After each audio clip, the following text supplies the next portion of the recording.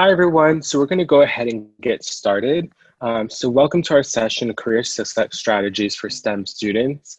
My name is Jose Arce, and I currently serve as the coordinator for Career Readiness and Inclusion Initiatives. And today I'm with my co-presenter, Devin, and I'll give him some time to introduce himself.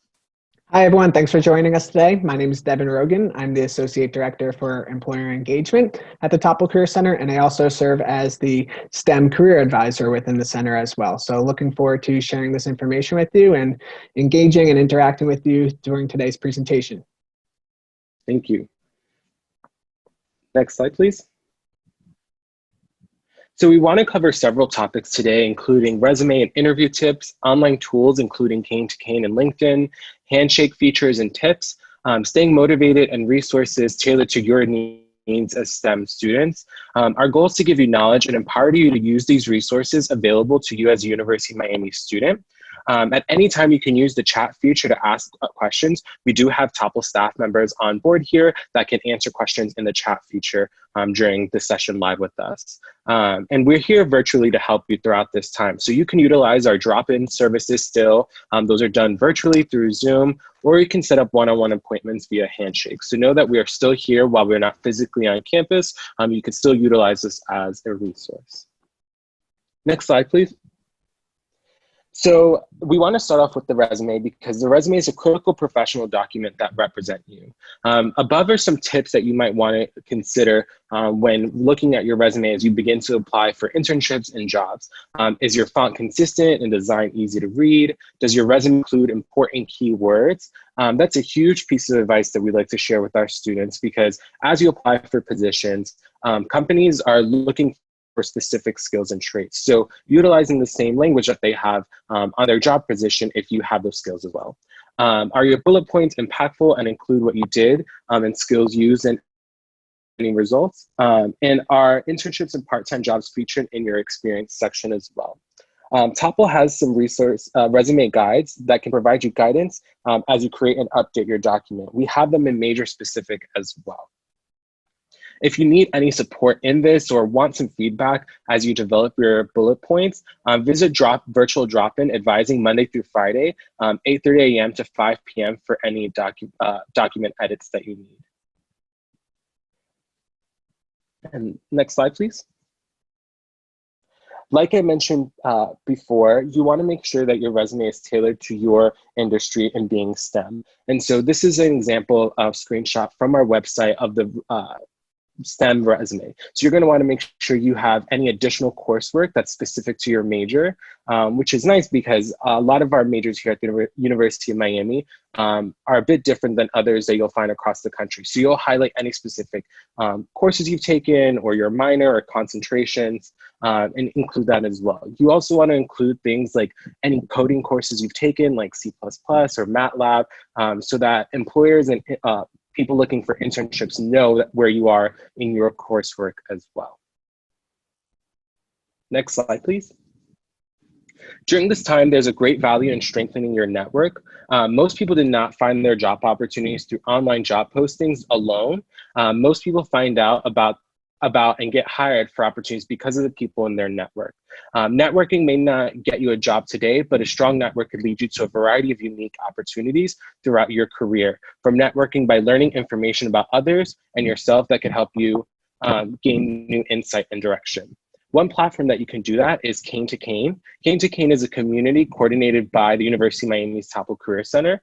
The mission is to connect students and alumni for opportunities to explore career paths, prepare for the workforce, and establish new connections in your network. The alumni that opt into the Cane-to-Cane do so because they want to help and provide knowledge and advice to current University of Miami students. You can search by industry and major, but you can also search by commonalities, such as being an international student or both being veterans. Another resource you can use is LinkedIn. It's a way to search for not only UM alumni, but build and maintain your connections from all aspects of your life. Some examples that you might have in your LinkedIn network are high school friends and teachers, neighbors, relatives, professors, past coworkers and supervisors, and more for any communities that you belong to. One piece of advice when using network platformings or connecting in this capacity is to never ask for a job outright. ask for guidance and suggestions, how you could put yourself in a position to work for that company or industry in the future. Or ask for other people that you could connect with. So maybe that person works for the ideal company you want to work for, but they're not in that specific area of interest. Maybe seeing if they know someone that you can connect with. Next slide, please. So we want to move on into talking about honing in your skills. So there's still many opportunities out there to develop and showcase your skills, gain employment, and make money. These opportunities may not have been what you initially expected, and many of these will still be offered remotely.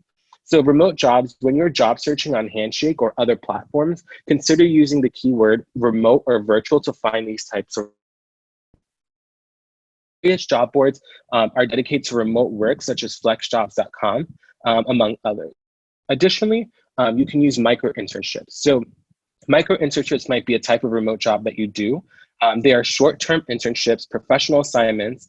Some common examples are content creation, industry research, data cleaning, and social media support. Typical micro internships require 5 to 40 hours of work by the student in total, and are typically a few days to a few weeks out and can be completed remotely.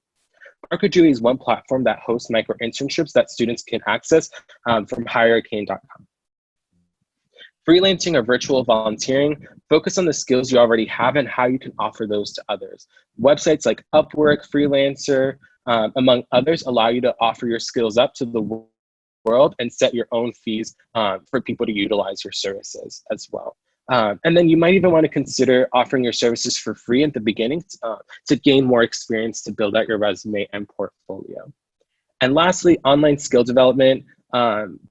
You might feel like you have some extra time on your hands and you want to continue growing and learning.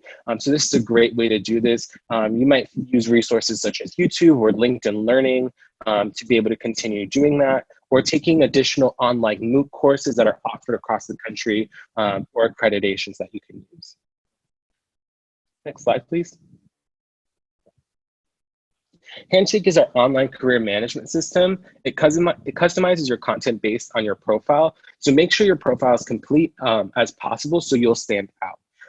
If you make your profile public, recruiters can find you, which is a really unique feature on this platform. So it's not just you hunting for opportunities, but companies can seek you out as well.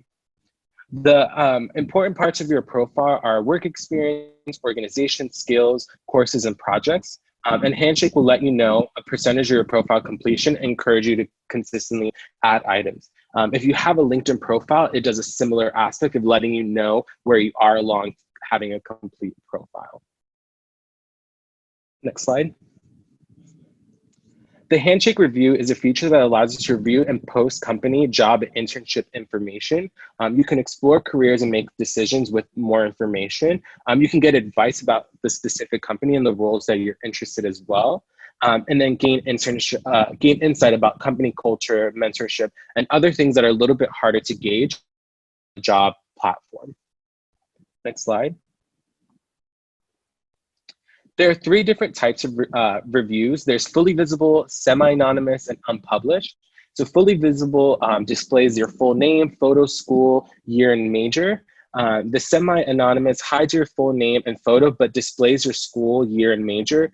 And then unpublished indicates that either the review was marked as private by the student or the review is not connected to an employer on Handshake.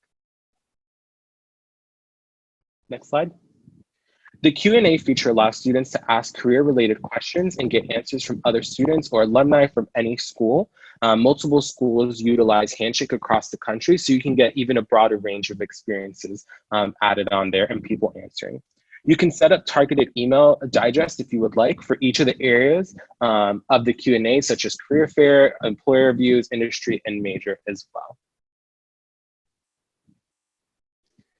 So peer messaging is a feature that helps you get information from students at all Handshake schools. Like I mentioned, a lot of universities and colleges across the country utilize Handshake, so you can ask more questions about these opportunities. You can ask questions of what it's like to work at a particular company, ask about grad school program if you're interested, ask about how you can best highlight your unique experiences when you're creating your resume or your profile. You can ask about interview prep or how someone best work through that interview process, and then ask follow-up questions about the reviews in the Q&A section as well. So when on Handshake, take time to review opportunities and apply based on your interests with specific companies and positions. You want to make sure your job search is very tailored to you and highlighting your experiences and what you're interested in. Filters can help you search by keyword, location, type of opportunity. You can save your favorites if you're not ready to apply yet, or to keep record of it. And then applications are area will keep track of your submissions as well. So now I'm going to show a little bit more about Handshake and what it looks like on the student end and some resources available as well.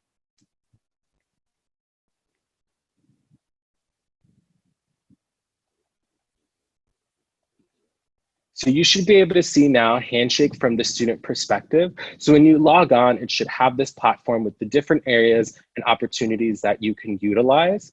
So the next area I want to show is the events section, which you can find by clicking on the top right corner. In the events section, you can look for specific opportunities, look at employers who are utilizing them and hosting events. It might be the way you found today's session as well as highlighted here. And you can see how people are accessing them as well. The next section I want to show is the profile. So as you can see, I'm using Alicia Rodriguez's profile, and her profile says that it's 85% complete. And so if you see here, it tells her and gives advice of what she should add. So any projects that she's working on, these can be both academic or internship based. You can talk about your journey and who you are and what's bringing you to your opportunities. You want to make sure you keep your education updated and as specific as possible because a lot of times our majors are very specific in certain industries. You also want to include all of your work experience as well. So you just simply add there and add the description. So you can copy and paste your bullet points from your resume. You can keep that information consistent across the board. So when people look at that as well. You also want to make sure your organizations and extracurricular are located here as well. And then the skills section, keeping this updated. And the next resource I want to show is the job posting section. So you can do a job search here. You can look for full-time, part-time, internship opportunities. You can look by specific areas as well. And you can put specific keywords, jobs, employers, and opportunities. And then lastly, if you click the Career Center section here, it'll bring you the University of Miami's Career Center, and it'll show you how to make appointments and find resources. So once you click that resource tab, it'll drop down to other opportunities and resources that are outside the university, but that we recommend to use to continue gaining experience, information, and industry insights as well. So now I'm going to switch back over to the PowerPoint.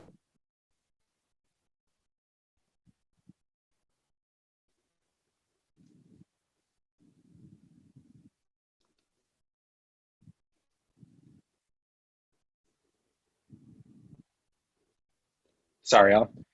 So as this time continues going on, it's really hard with everything we're experiencing. We know that there's a lot of things that we're processing through. So we want to remind you all to stay motivated.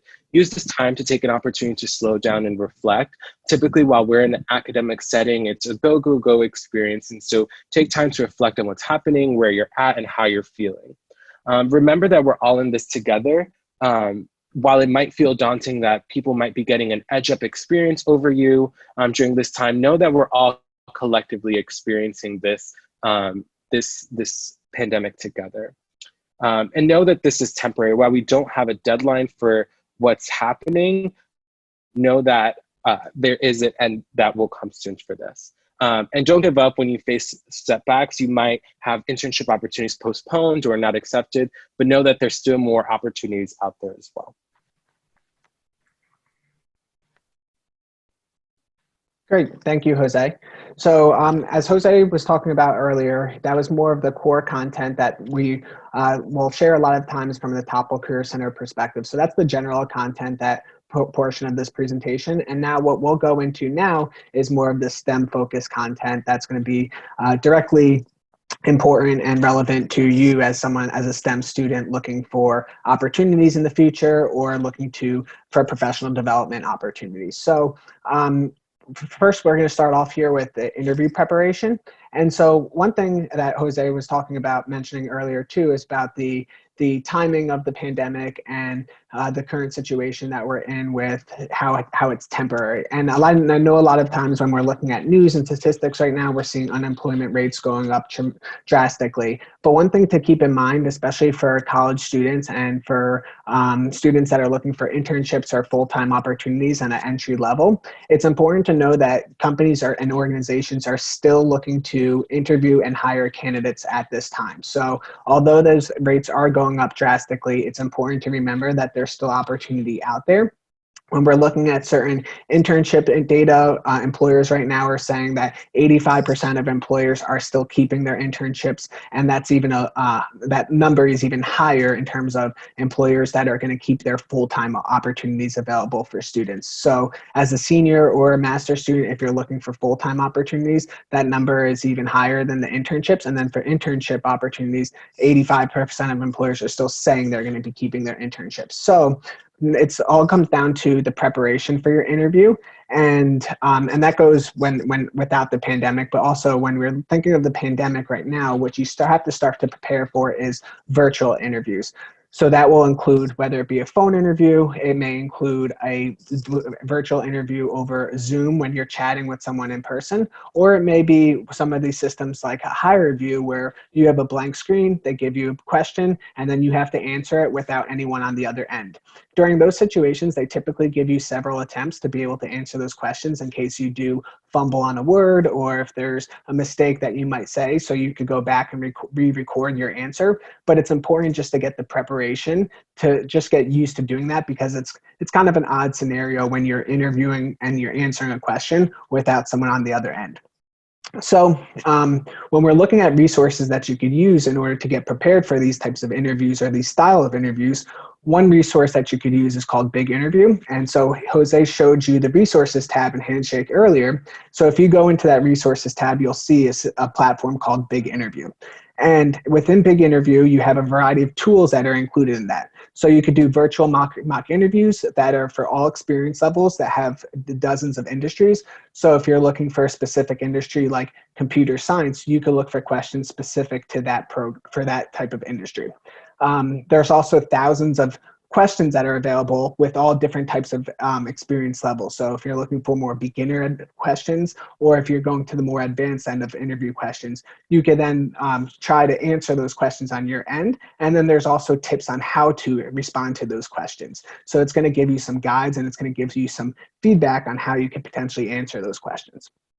There's also going to be an area for you to record those answers that you give and the responses that you give. So that way you can review all of your answers afterwards and see how you personally did and give your own feedback, or share that with either a Topple Career Center advisor, a friend, anyone that's a colleague, a mentor. Share that recording with them so they could give you some feedback and say, here are some areas for improvement. So that way when you go into that official interview, you feel 100% confident.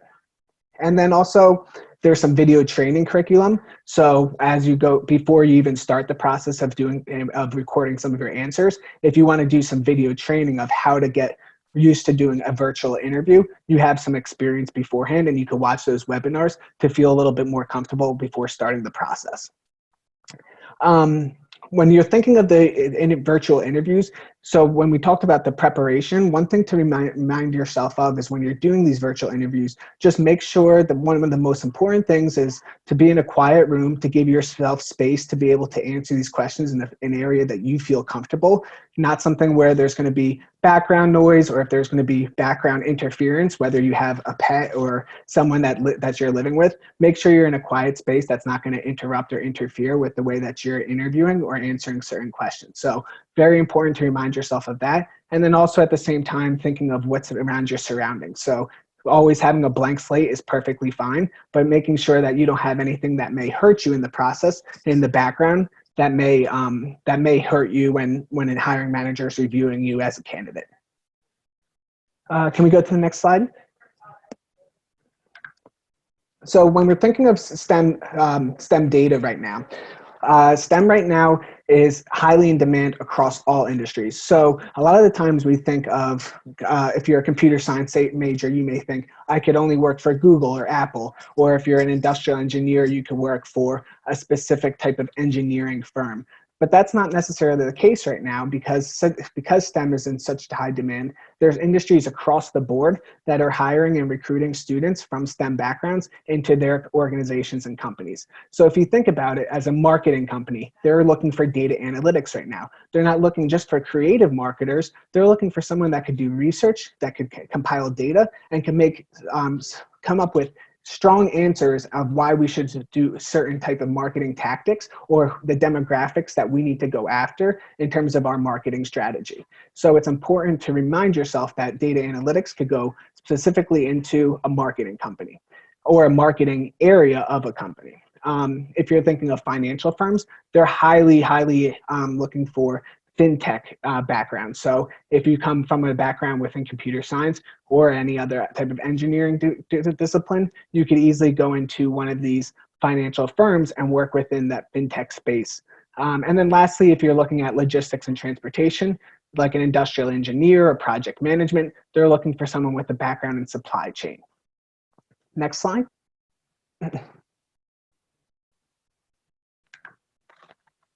So this slide we'll talk about specifically data for STEM majors and STEM disciplines, but then also comparing it to non-STEM majors.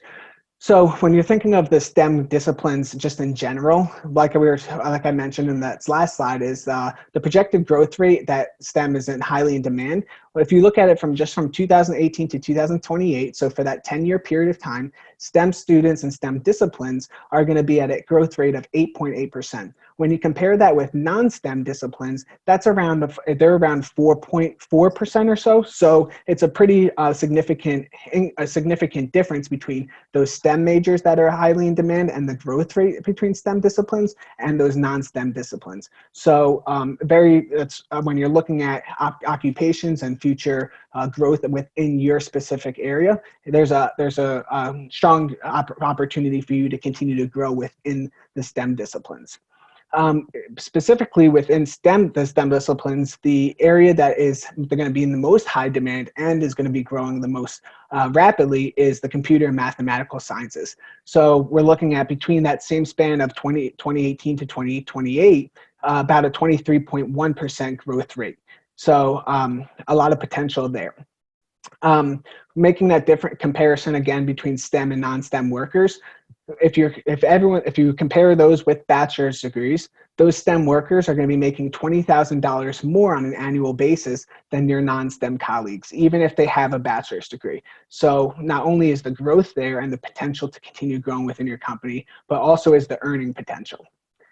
Then when we look at just STEM disciplines going into their careers, when we mentioned beforehand about how STEM disciplines don't always go working into a STEM actual occupation, that shows right here. So only 52% of STEM trained college graduates are employed in the STEM workforce. So it's only about half. So there's a lot of other students that will go into working in other disciplines outside of maybe a STEM field. So 17%, for example, work in management, business, or finance occupations. And then there's other occupations and industries outside of those, that 52%. So, for example, maybe healthcare, where those STEM students will go into working in those occupations, but still 52% will work in the STEM field.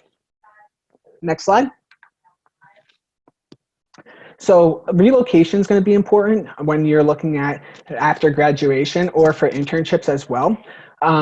If we look at Florida, where University of Miami is obviously located, Florida is actually when the percentage of hiring that they do or the percentage of STEM employment within the state of Florida is on a lower scale. So when we're looking at STEM employment or the majority of where occupations are going to be located for STEM occupations, you're looking at the West Coast is going to be a very prevalent area. You're looking at the Mid-Atlantic and that Midwest region. So when you're thinking of internships or when you're thinking of full-time employment, it's going to be important to remember that relocation may play a factor in that, and you have to be open to going and finding those opportunities in areas outside of the state of Florida. Not to say there aren't STEM occupations in Florida, but it's just not on the same percentage or same scale as these other locations in the United States. Next slide. So then what we'll go into for the next couple of slides is that we're going to focus on certifications, memberships, and professional development that you could get from specific disciplines from the STEM area. So we'll kind of narrow in outside of just the broader STEM areas and go into more of the disciplines and how you can be able to grow within the discipline that you have. So as a biomedical engineering student, there's not necessarily certifications that you're going to get to, because it is a pretty niche area. And so the more that you want to develop your career, you're going to have to maybe potentially get a master's degree or go for a PhD if you were to do something like robotics within biomedical engineering. So there's not a certification within robotics within biomedical engineering, but you would get that master's or PhD. One area that you can get some development, though, is through the Biomedical Engineering Society. So this is a professional society for biomedical engineering and bioengineering, and it has over 7,500 members at this point in time. It is still continuing to grow, and so within there's licenses, there's publications, there's a job board specifically for biomedical engineering students or for the members of this biomedical engineering society. So it is a great professional development opportunity, but it's not necessarily a certification that you're going to receive. But there is opportunity for you to network and get mentorship through the society itself. For civil engineering, what's going to be most important for any civil engineers that are after graduation and looking into certifications is the LEED certification and engineering trading. So the LEED certification is a globally recognized symbol of sustainability and achievement in leadership. And the engineering and training is an important certification for beginning your career, because that shows not only have you received your degree, but now you've received that training certification that's recognized nationally that says that you're able to start working in engineering types of projects within that civil engineering field. So both important and both ways to start off your career within engineering. And a lot of companies will typically look for that on your resume when they're thinking of hiring or interviewing candidates. Moving on to computer engineering or computer science, kind of going hand in hand, there's a lot of certifications that you could get. So it really depends on the specific track that you're interested in. So if you're interested in mobile development or hardware support, networking, IT, cybersecurity, when you start to look into those areas, you're going to want to research and see which certifications are going to be most important for those areas, because there are so many. Now, that's to say, for both computer engineering, computer science students, to grow in your career, it's very, very important for certifications. Most hiring managers look for certifications, and that's because technology is evolving so quickly. So the way that you show that you're keeping up with technology, that you're keeping your skills fresh and you're marketable to those hiring managers, is by getting certifications and showing that you're continuing to develop your skills and you haven't stayed stagnant with just getting a degree. So important for once you figure out which track you're interested in, do your research, figure out what's the best certifications within that area, and start to move your way up in your career from there. Next slide. So for industrial engineering, you're going to look at mostly project management or business analytics and supply chain type occupations. So for that, the most important certifications that you could be looking into are the Certified Six Sigma, Certified Quality Engineer, and the Certified Associate in Project Management. The Certified Six Sigma, I know that through through the College of Engineering, a lot of students do end up getting that certification already, the Certified Six Sigma, which is great. So you already have that on your resume. The Certified Associate in Project Management, that's like that first level before you get to PMP. So you'll hear a lot of people talk about a PMP if you want to get into project management. And so in order to get that, you have to have a certain amount of work hours. And the same thing goes with testing for the Certified Associate in Project Management, but it's a little bit, the requirements are less stringent. So if you want to get to that PMP area, the first place that you would start off with is getting the CAPM, which is the Certified Associate in Project Management. You'll start to gain experience in that area, and then you'll be able to continue the testing to get up to the PMP, which is one of the most important if you're looking for project management. Mathematics, it's pretty similar to biomedical engineering. There's not a certification that's going to be mostly tailored to your area. So it's going to be mostly based on organizations or different communities that you could join. But one association that a lot of mathematical students do go into is, or one of the careers that they're interested in, is actuary work. So you could go into the Mathematical Association or the Mathematical Professional Actuary Certification, which will be tied to that, tied to the actuary degree or the occupation. And from there, you'll be able to take certain testing to get certified in that area. The Mathematical Association of America is more broad. It's not tied to necessarily actuarial work, but you'll be able to grow your career from that association and gain the mentorship that similar to the Biomedical Engineering Society that we talked about earlier. And then lastly here, we have the mechanical and aerospace engineering discipline. And from there, you are going to be more, you're going to be more focused on getting certifications in skill sets rather than a broad range of one certification. So very important for this industry is a SolidWorks or a CAD or CATIA. So you're going to look into certifications and those specific skill sets. That's going to help you out in your career rather than getting a broader certification. Next slide. Yep.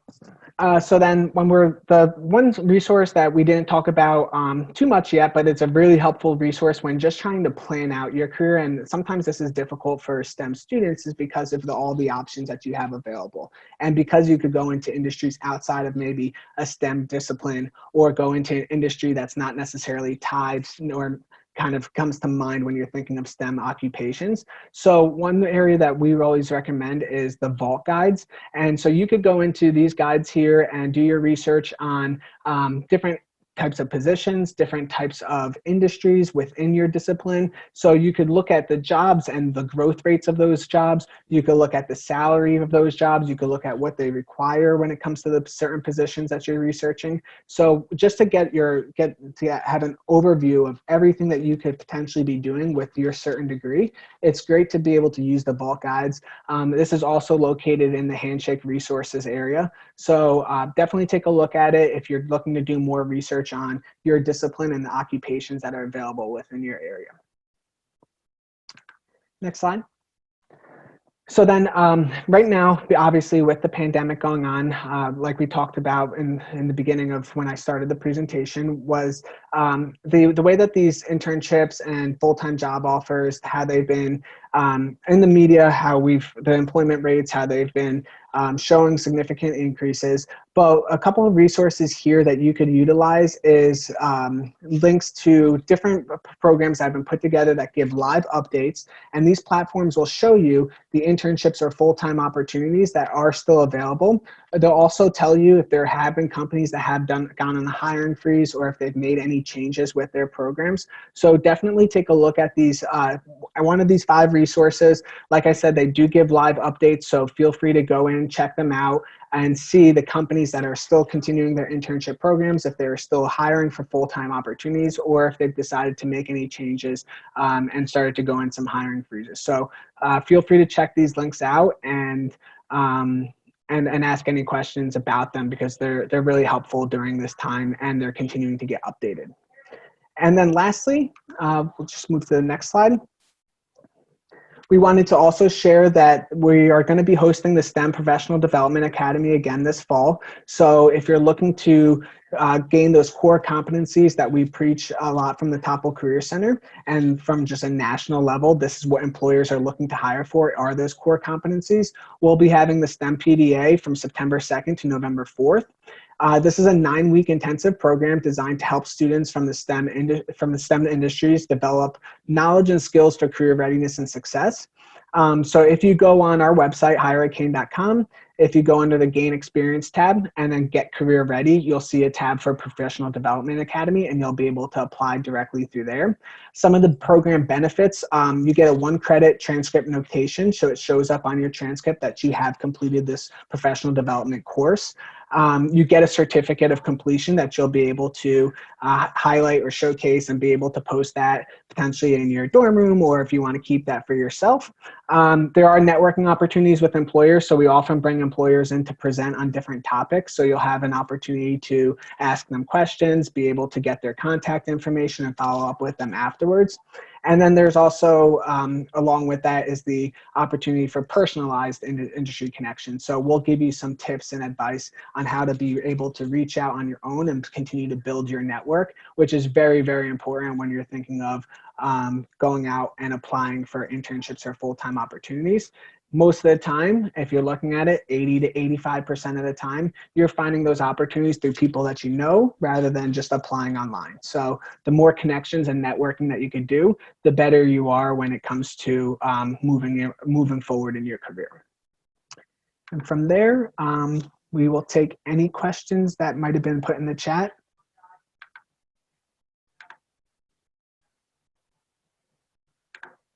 And it doesn't look like we had any chat questions. So just want to thank you again for joining us tonight. I know that there's a lot else that's going on right now, but we're really excited to share this information with you and happy to help in the future. So feel free to reach out to the Topple Career Center, reach out to Jose or myself, and we'd be happy to help you out.